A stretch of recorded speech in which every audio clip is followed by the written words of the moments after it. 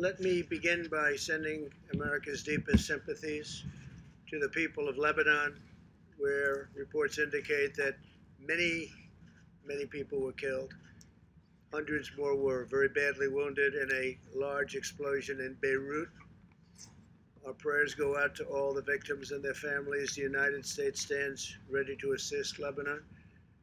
We have a very good relationship with the people of Lebanon, and we will be there to help. It looks like a terrible attack. I also want to provide the latest on tropical storm Isaias. Approximately 600,000 are without power along the East Coast, and utility companies are working around the clock to restore service as quickly as possible. I spoke to Governor Cooper, I spoke to Governor DeSantis, and I spoke to all of the people at FEMA, and they're working very hard. Coastal areas in the storm's path can expect to see the storm surge and rip currents, while inland areas could see flooding and very high winds. FEMA is responding to states that have requested the assistance. We have a list of those states. We can give them to you in a little while, and my administration is monitoring the situation very closely. We have the military on guard, but we have FEMA is there in all cases. Corps of Engineers is ready if needed. The Army Corps of Engineers, very talented people. I urge everyone in the storm's path to remain alert and to follow the guidance of your state and local authorities. I now want to update you on the path forward having to do with the China virus. Before I do that, I want to give you some numbers, which are rather spectacular, that just came out. The manufacturing index of the Institute for Supply Management, that's ISM, most of you know it by ISM, increased for the third month in a row, rising nearly 2 points in July to 54.2. That was fantastic. The highest reading since March of 2019. This is remarkable considering the survey was conducted throughout July and showed significant improvement despite the Southwest, in particular, virus hotspots. The ISM measures, and it's a very strong measure, of new orders rose 5 points in July to 61.5, and its highest reading that would be since September of 2018. That's a big number.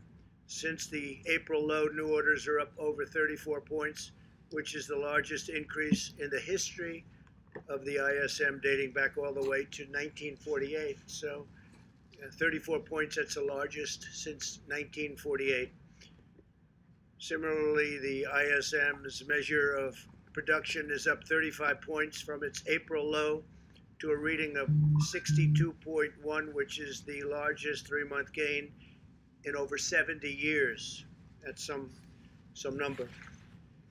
These were somewhat surprising, but I've been saying we're doing well, and those numbers are really spectacular. Automobile sales, likewise, are a key factor in the resurgence of manufacturing. Since the March low of 8.8 million units, with sales and all of the numbers that are going up stunningly, it's 65% increase since then to 14.5 million units, which is a massive number.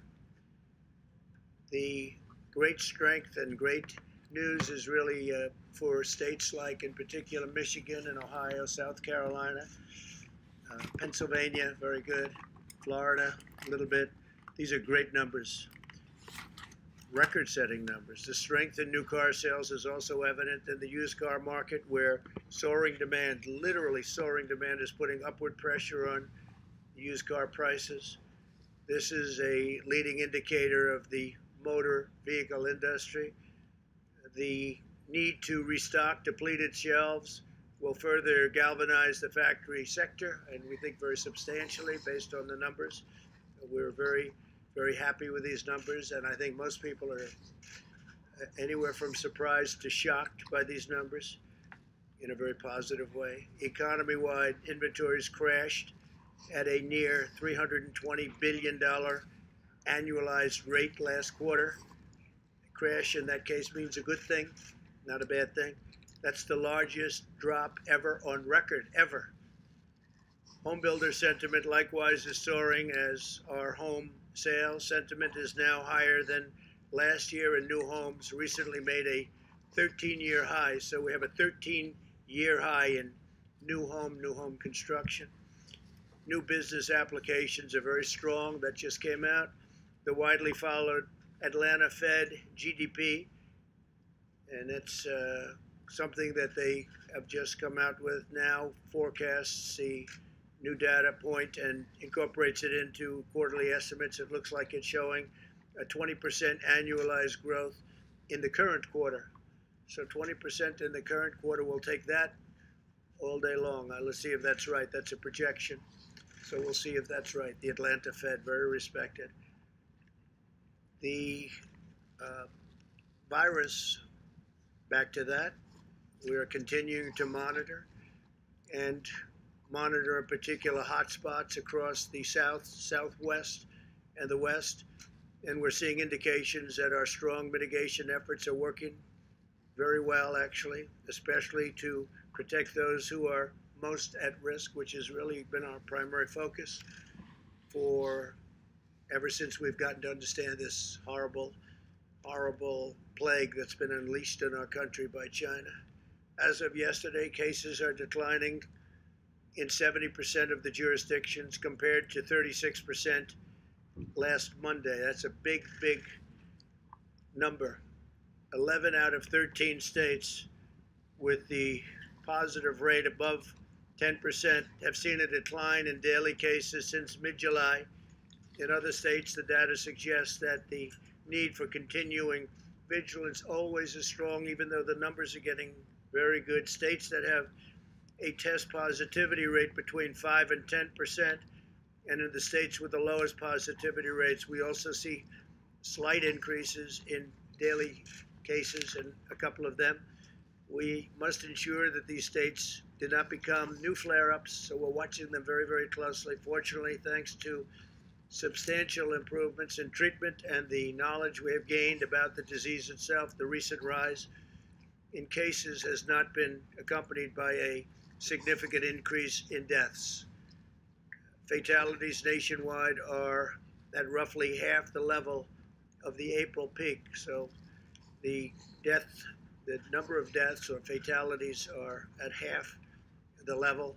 One is too much, one death, because this should have never happened to us. It should have been stopped very easily by China in Wuhan. Thanks to our major advances in treatment, we've seen vast improvements in recovery rates across all age groups. Compared to April, mortality rates are 85% lower among individuals aged 18 to 69 and 70% lower among individuals over 70 years old. We've also made significant strides in sheltering those at highest risk, especially the elderly. Approximately 85% of all current cases are individuals under the age of 65.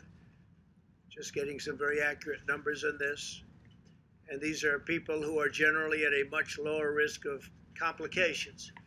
Since the pandemic began, nearly half of all fatalities have been at nursing homes or assisted living centers. That's an incredible statistic when you hear that number.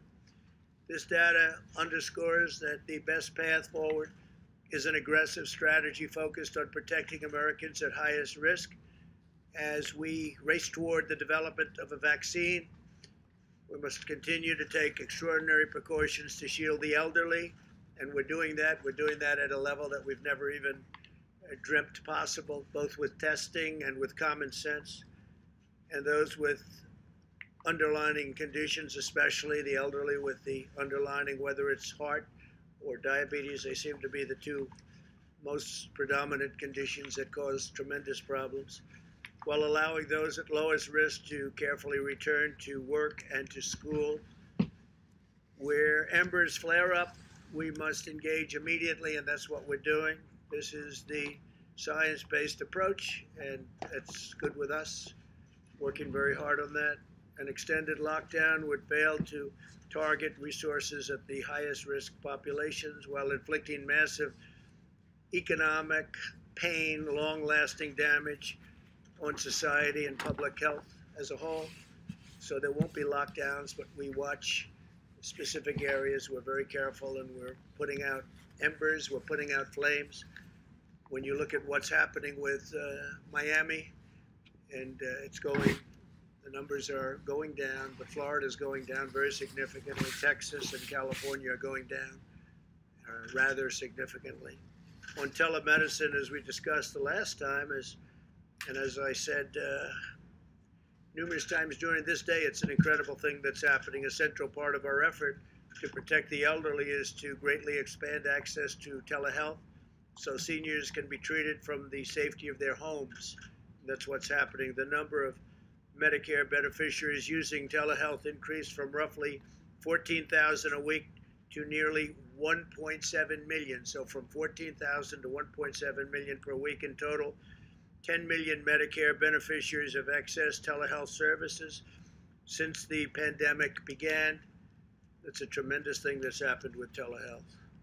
As we shelter those at high risk, we are also pouring every resource at our disposal into the development of therapies and vaccines.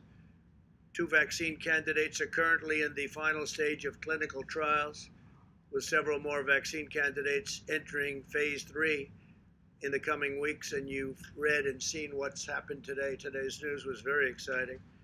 Through Operation Warp Speed, we're also mass producing all of the most promising vaccine candidates, and we're determined to have a vaccine very quickly. We think we're going to have something very soon.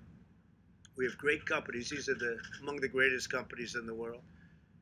But right now they don't like me so much because I'm forcing them to drop drug prices, prescription drug prices, very massively. Some of these companies are involved in that, some of them aren't. We're having a tremendous, you'll see a tremendous drop in price. We're using favored nations, we're using the rebates, we're using everything. So long I've heard about how wealthy the middlemen are. They call them the middlemen. And they are very wealthy. Nobody even knows who they are, but they're very wealthy people. And we're doing the rebates. We're doing purchases from other countries like Canada, which buys drugs for much less money than the United States is allowed to under a very bad system. I don't call it archaic, I call it bad, because it's meant really for drug companies to get higher prices.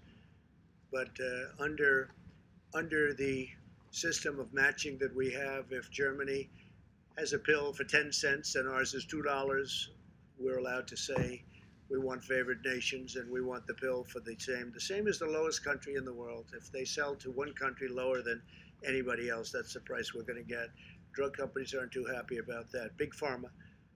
We've also dramatically accelerated the availability of plasma therapies, steroid treatments, antivirals, and other therapies to treat the illness. Today, the NIH, we're very exciting, announced that they're beginning the trial of 2 new antibody treatments, which will take place in 40 cities across the country. We're going to move very quickly.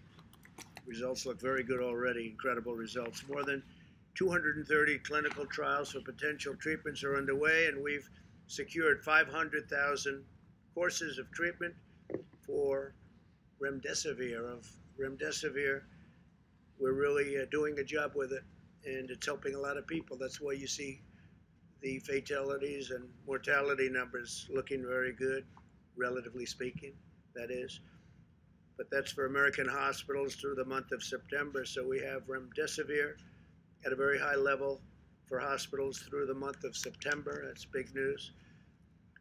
The United States also has far and away the most robust testing capacity in the world. Testing has been incredible, what we've been able to do. Nobody's even close. Since March 12th, we've increased daily testing by 32,000%. How's that? 32,000%. Somebody would say that must be a typo. It's not a typo. 32,000%. We now have conducted over 61 million tests nationwide, averaging over 820,000 tests per day and nearly 5 million tests per week. And now that we're understanding the virus, we're understanding very much what we're doing with respect to who it affects, who it's destroying, and who gets away with it, like young people, very young people. We'll be having some interesting statements having to do with testing and focus testing. I call it focus testing. By comparison, Mexico, so we're doing numbers that are incredible, but by comparison, Mexico, as you know, the president was here, he's a great guy, but their numbers are much different. They do about 1 million tests. France has done 2.9 million tests. Canada's around the 4 million mark. Australia's around the 4 million mark. The United States is testing more people in a single week than, in many cases, large segments or large well-known countries all put together. It's been an amazing achievement, the testing and the quality of the testing also. And now we're doing testing where you can have results in 5 minutes, 7 minutes, and 15 minutes, as opposed to waiting to come back from labs, for it to come back from labs. Over the last several weeks, HHS has opened surging testing sites in Baton Rouge, New Orleans, Phoenix, Miami, Jacksonville, Florida, McAllen, Texas, Bakersfield, California. And this week we're opening new surge sites in Houston, Texas, Atlanta. To date, more than 130,000 tests have been conducted at these sites. Last week, the FDA also authorized the first 2 tests that display an estimated quantity of antibodies present in the individual's blood, which is a big deal, allowing us to learn more about the immune response. FEMA and HHS has worked with the private sector to deliver more than, we have new numbers, more than 200 million N95 masks, 855 million surgical masks, 36 million goggles and face shields, 364 million gowns and coveralls, and 21 billion gloves. Billion. Can you believe that? Billion gloves. And we distribute that to the governors, different states, and when we get on the phone with them, they're very happy, that I can tell you. No complaints from any of them. They're very, very happy. What they say to you separately maybe will change for political reasons, but they are very happy with the job we've done. In our national stockpile, we've tripled the number of N95 masks on hand to more than 40 million, tripled the number of gowns to 15 million, and quadrupled the number of ventilators to nearly 70,000. These numbers are growing every day, and we're now making thousands of ventilators, many thousands of ventilators a month, and we're getting them to other countries who are desperately in need of ventilators. They're very hard to produce and very complicated machines. So we're fully stocked here, and we've made sure that every state is fully stocked, but we're getting them to a lot of countries that need help. We'll continue to work with the governors and local authorities to help them ensure significant hospital capacity, protective equipment, supplies, and medicine. I'm more confident than ever that we will get a vaccine very soon, and we will defeat the virus. And I want to thank you all for being here. We'll take a few questions. Yeah, please. I wanted to ask you about Kodak. You had a big announcement the other day about getting Kodak into the pharmaceutical business, but the SEC is now investigating what happened. Can you say a word or two whether you think that there might have been some kind of a problem in terms of how those arrangements were made? Is there any grounds for concern from your perspective? Well, I don't know. I wasn't involved in the deal. The concept of the deal is good, but I'll let you know. We'll do a little study on that. We'll find out. If there is any problem, we'll let you know about it very quickly. But I wasn't involved in it. It's a big deal. It's a way of bringing back a great area, too, in addition to pharmaceuticals. Kodak has been a great name, but obviously pretty much in a different business. And so we'll see what that's all about, but we'll let you know very quickly. Yeah, please. I just want to follow up before I ask a coronavirus question on Lebanon. You called this an attack. Are you confident that this was an attack and not an accident? Well, it would seem like it based on the explosion. I've met with some of our great generals, and they just seemed to feel that it was. This was not some kind of a manufacturing explosion type of event. This was seems to be, according to them, they would know better than I would, but they seem to think it was a attack. It was a bomb of some kind, yes. Interesting. And on coronavirus, you've talked a lot about, when you talk about the mortality rate, the deaths as a proportion of cases, which I understand that is significant when you look at how deadly the virus is or how good a country does at keeping people alive who get infected. But when you're talking about the scope of this virus, when you look at the percentage of the population that's died, there's only 3 countries that have more deaths than the U.S. So how do you explain that why the percentage of the population who's died is so much higher in the U.S.? Well, I think actually the numbers are lower than others. I'll get back to you on that, but we proportionately are lower than almost all countries. We're at the bottom of the list. And we're, relative to cases also, we're at the bottom of the list, which is a good thing being at the bottom of the list. But I can get back to you. We have about 4 or 5 different lists on that, and we're generally speaking at the very bottom of the list. So I'll get back to you. When I look at the Johns Hopkins, Coronavirus Resource Center on their website, it says the most affected countries, when you look at deaths per 100,000 people, the population, so how many people the population have died, you have the UK, Peru, Chile, and then the US.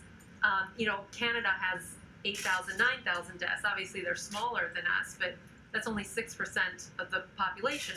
That's 6% of our total cases. So why are the deaths so much higher in the U.S.? Well, a lot of our numbers were based on the New York had a very tough time, as you know, New York, New Jersey, that area. And when you take them out, just as an example, take a look at Florida relative to New York.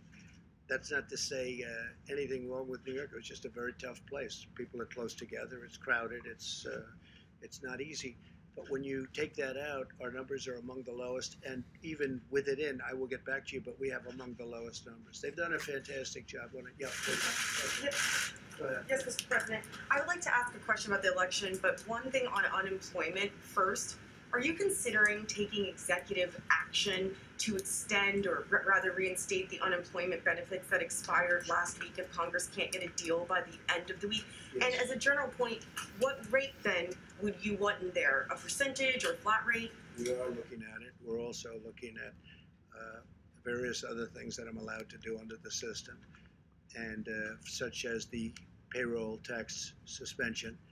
And so we're allowed to do things. We're talking with the Democrats. They seem to be much more interested in solving the problems of some of the Democrat-run states and cities that have suffered greatly through bad management. I mean, really bad management. So that seems to be where they're looking for $1 trillion to help out with cities that are run by Democrats, in some case radical left Democrats, that have not done a good job. I appreciate today the Wall Street Journal said very good things, that we did a great job in Portland by having our people go in, Homeland Security, Chad Wolf and the folks. We went into Portland, and we've done a great job, and they had that in an editorial that we really won that situation. But we want the whole, we did save the courthouse. The courthouse was going to be burned down or knocked down. It was in tremendous danger. We went in, we took care of it, and we appreciated what the Wall Street Journal said.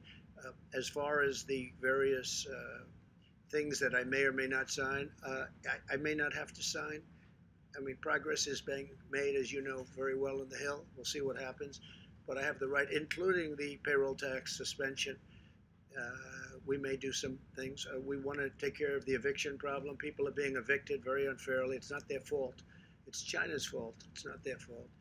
And people are being evicted, and we can do that with an executive order. So if we don't get, and we want to do it relatively quickly, even from the standpoint of COVID, people get evicted and then they go into shelters, and there are thousands of people in the shelters, and this is not a time, you never want to be in a shelter, but this is not a time to be in a shelter with the COVID. They catch it, they get it, and it's no good. So I may have to do something on evictions too, because the Democrats amazingly don't want to do it. We offered them short-term deals, and we offered them lots of alternatives, but so far, the only thing they really want to do is bail out states that have been poorly managed by Democrats. Okay? And if I could on the election, sir, can I? President Trump, on the sale of TikTok, you're basically arguing that the U.S. government is going to collect a cut from a transaction, including 2 companies, in which it doesn't hold a stake in. That's unprecedented. That's never happened in U.S. history before, and the administration has offered very little explanation about how that's going to work. Can you back your statement up and provide specifics about how that Did you say works? that's impressive? Did you actually use that term? I said it's unprecedented. Oh, well, it's almost the same thing. Not quite. I like it. I like impressive. I like impressive. Not quite. Close. So TikTok. TikTok is very successful. It does tremendous business in the United States. People are riveted by it. I mean, I have many friends, when they saw that announcement, they're calling. I think their kids love it. They don't, because they don't get to see their kids anymore. But they are. It's an amazing thing, whatever it may be. And I told Microsoft, and frankly others, if they want to do it, if they make a deal for TikTok, whether it's the 30% in the United States or the whole company, I say it's okay, but if you do that, we're really making it possible because we're letting you operate here. So the United States Treasury would have to benefit also, not just the sellers. And I said, inform, very simple. I mean, we have all the cards because without us, you can't come into the United States. It's like if you're a landlord and you have a tenant, the tenant's business needs a rent, it needs a lease. And so what I said to them is whatever the price is, a very big proportion of that price would have to go to the Treasury of the United States. And they understood that, and actually they agreed with me. I mean, I think they agreed with me very much. Yeah, please, anybody. Thank you, sir. So that deal may or may not happen. We've given them till September 15th or so, and we'll see if we can have it, and if they can be great security, meaning the obvious security.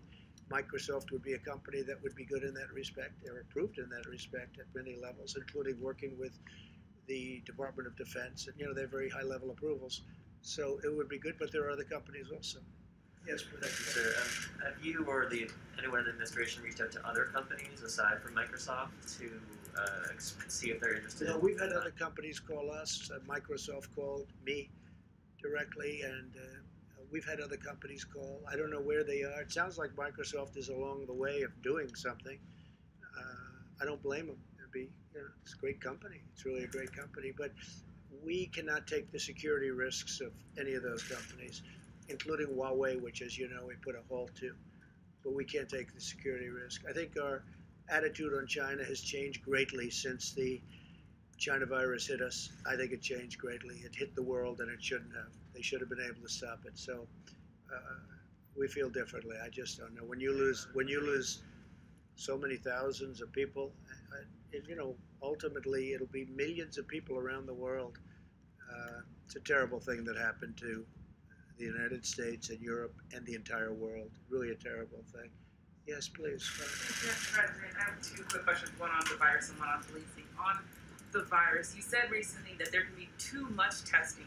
Can you explain what the downside would be from testing too many Americans for the virus, and why you haven't provided a date by which all Americans might have the same kind of testing that we have here at the White House?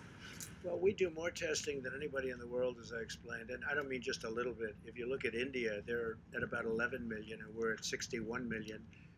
And there comes a point when you want to focus your testing in a different way, and we'll be announcing some. What we've done is incredible with the testing. Not only the testing, not only the number of tests, but also, very importantly, the quality of the test and the machinery itself to do the testing.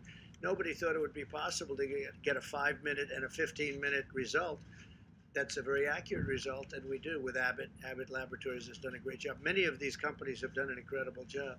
So we're looking at that very strongly, and we're looking at doing something that if we do it, look, right now what the testing is doing is helpful, but we're spending massive amounts of money, and we want to have it channeled very accurately. We want to be able to help the most people we can. But we are testing at a level that no country in the world, and I've spoken to the leaders of the world, and they'll ask me about it, no country in the world thought it would be, it's even believable that we're able to test so much. 61 million versus, most countries don't even test. When they test? When somebody's feeling badly. If somebody's feeling badly, they're symptomatic, that's when they test. And that's a big difference. With us, we go around and looking, because if we find spots, we find hot spots. One problem is, from the standpoint of the media, we end up with far more cases than we would normally show. So it's, as I called it the other day in a statement, I said it's called media gold. For the media, it's gold. But the truth is, we've done an incredible job in testing. Nobody in the world has done the job. Other leaders have told me the same thing. They can't believe we're able to do it. And we will continue, but we want to really be able to test very specifically the people that are in most danger, most in need. Thank you, Mr. President. I wanted to ask you first about what you tweeted out earlier today in regards to Florida and your comfortableness as it relates to mail-in ballots for Florida. Okay, I'm glad you're asking. Why does that apply to Florida and it doesn't apply to mail-in balloting across the country? So Florida's got a great Republican governor, and it had a great Republican governor. It's got Ron DeSantis, Rick Scott, two great governors. And over a long period of time, they've been able to get the absentee ballots done extremely professionally. Florida is different from other states. I mean, in Nevada, where you have a governor, he said, let's just send out millions of ballots and the post office cannot be prepared. I haven't spoken to the post office about it, but I don't know how they could possibly be prepared. Florida has been working on this for years, and they have a very good system of mail-in, and that would be absentee or even beyond absentee. So in the case of Florida, there aren't too many people that would qualify. They're so well run. Florida's a very well run state, low taxes, low everything. They've done a great job, really a great job. And the two governors, between the both of them, they've really got a great system of absentee ballots, and even in the case of mail-in ballots, the postal services are built up there. You know, it takes a long time. When you look at the Carolyn Maloney election, I think and I'll give you the story, I think you have to do that election over. That election's no good. You have to take a look in New York. They have thousands of ballots. They don't know what happened to them. Is there fraud? It's a disaster. That's only for a relatively small number of ballots, but I think they have to do the election in New York over. The Times wrote a big story about it yesterday, front page story. It's a disaster. It's a mess. And they have to do that. I think they have to do that election over. Nobody can know what the election result is. So in the case of Florida, they've done a great job. They've had tremendous success with it. But they've been doing this over many years, and they've made it really terrific. So for Florida, you can mail in your ballots. You don't have to go. In maybe a couple of other states, they've worked out a system. But this took years to do.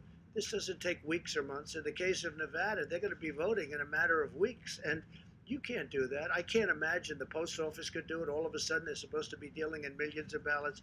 But Florida's done a great job, and we have total confidence that if you mail in your ballot in Florida, it's going to matter. Thank you all very much. Thank you. Thank you.